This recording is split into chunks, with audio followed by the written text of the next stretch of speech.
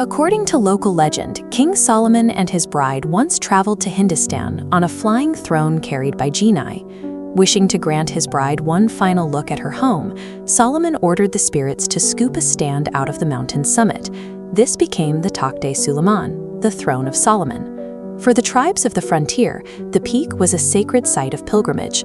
But for the British Empire in 1884, it was a strategic blind spot, a towering, vertical barrier on the edge of their territory that had never been scientifically measured or charted. Colonial administrator Edward E.Oliver chronicled this push for control in his text Across the Border. His mission was to replace local lore with mathematical certainty. He arrived to survey the region, intent on pulling this chaotic landscape into the rigid grid of the British Raj.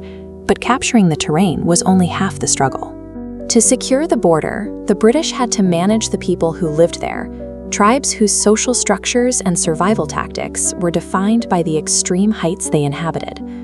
By descending from the highest peaks down to the river-cut plains, we can see how this vertical geography dictated the lives of the Pashtun tribes and forced the British to pivot their imperial strategy at every 1,000 feet of elevation. We begin at the high-altitude center of the Takht, the territory of the resilient Shiranis, who lived on the mountain's upper slopes, cutting their homes directly into the hillsides and sealing the doors with thorny branches to ward off the night cold.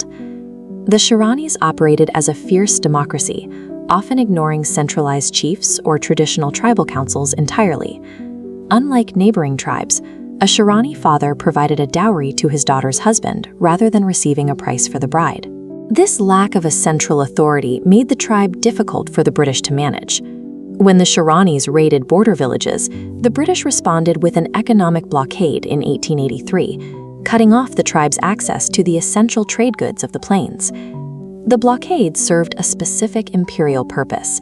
It forced the tribe's submission, finally allowing British surveyors to physically climb the summit. For the first time, the highest point of the Shirani country was mapped with the assistance of the tribesmen themselves. At these highest elevations, the British prioritized the physical measurement of the land above all else. They used economic pressure to clear the way for their surveyors, treating local democratic complexities as a secondary hurdle to cartographic goals. Leaving the peaks behind, the landscape drops into the narrow mountain gaps. These are the commercial arteries of the frontier, most notably the strategic Gumal Pass, the primary highway connecting the mountains to the plains. In these middle elevations, the tribes were defined by movement. The Ustaranis, for instance, were once a purely pastoral people, but a century-long feud with their neighbors eventually forced them to abandon their wandering flocks and settle into fixed agricultural life. Despite settling down, they remained internally fractured by a deadly civil war. They split into two clans, one that wore their hair long and another that cut it short. British officers noted this hairstyle dispute fueled a violent generational feud within the tribe. These same passes were the lifeline for the Powanda traders. These nomadic clans moved through the gaps by the thousands, driving immense camel caravans, carrying the bulk of the trade between British India and the markets of Ghazni and Kabul. Because this middle ground was built on trade, British security focused on the arteries themselves. Controlling the flow of movement through these passes became the absolute priority for imperial border control. Finally, we reach the foothills and the plains. This is the immediate borderland, where the British faced their most direct military threats.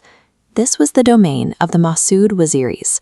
The British considered them the most formidable warriors on the frontier, noting their superior fighting capacity and their status as the most consistent resistors to colonial rule. Living between the Waziris and the British were the Batanis. Often caught in the middle, they were frequently employed as spies and guides for their more powerful neighbors, leading British administrators to dismissively label them the jackals to the Waziris. To create a buffer against Waziri raids, the British co-opted the Batanis. In 1875, they established a system of pass responsibility, paying and outfitting Batani tribesmen to serve as a pacified military force protecting the border on behalf of the empire. At this lowest elevation, the colonial strategy shifted from mapping the land to outright military containment. The British abandoned surveyor grids in favor of fortresses and proxy soldiers to hold the line.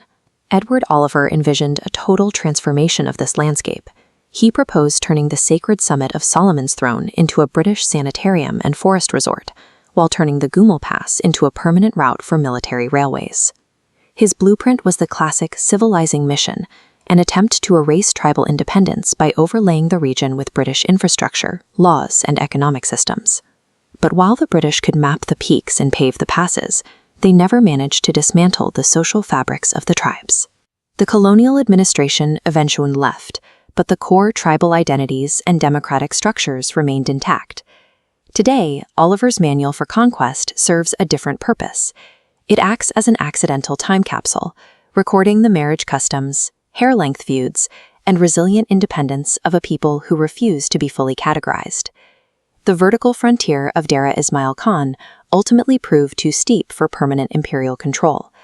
The mountains protected a legacy of Pashtun endurance that outlasted the mathematical ambitions of the British Empire.